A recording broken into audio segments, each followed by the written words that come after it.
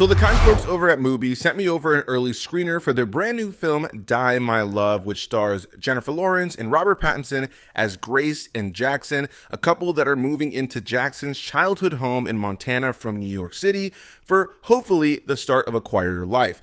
But after Grace ends up giving birth, she starts to deal with postnatal depression, feels alone at home, and starts to kind of lose who she is. And this film reminded me in a lot of ways of a film I covered last year called Night Bitch with Amy Adams, and both films have a lot of similarities. It's about a woman who feels alone at home with the baby. She's doing the thing that she feels like she should be doing, but she doesn't really feel like herself anymore. She feels disconnected from who she was before the baby, and her husband is going to work all day, coming home to be tired, and she feels romantically, sexually, and just all around disconnected from him. I think this is the kind of film that, like Night Bitch, many people will be able to connect to on a much deeper level, especially if you have gone through it.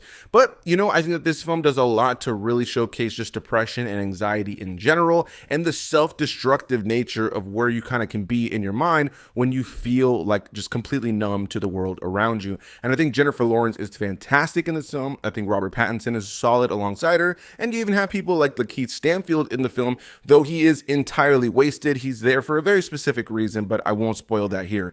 All in all, though, with that said, I think this is a very well-made film with great cinematography, great lighting, a really cool color palette to the film as well, the set design, the locations used. It's the kind of film that's also very quiet. There's not a lot of sound in the film. The sound design is solid and effective where it's used, but there's also not a lot of music. There's a couple of needle drops and a couple of moments of very subtle musical score, but for the most part, this is a very silent film. But with all that said, despite enjoying the filmmaking of this film, I think your relatability and your connectivity to this film is really going to vary. I think this is the kind of film that will work for some and not work for others. And I unfortunately found myself a little bit on the latter half of that, where I found the film to be very well made and have a great central lead performance.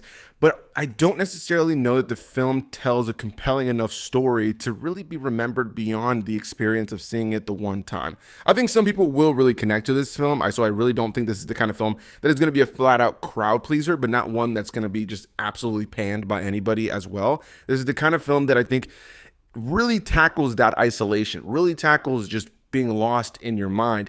But at the same time, I think meanders a lot. It's a little bit slow. It's a little bit all over the place at times. It does feel like you're going from one bizarre event to the next a lot of times.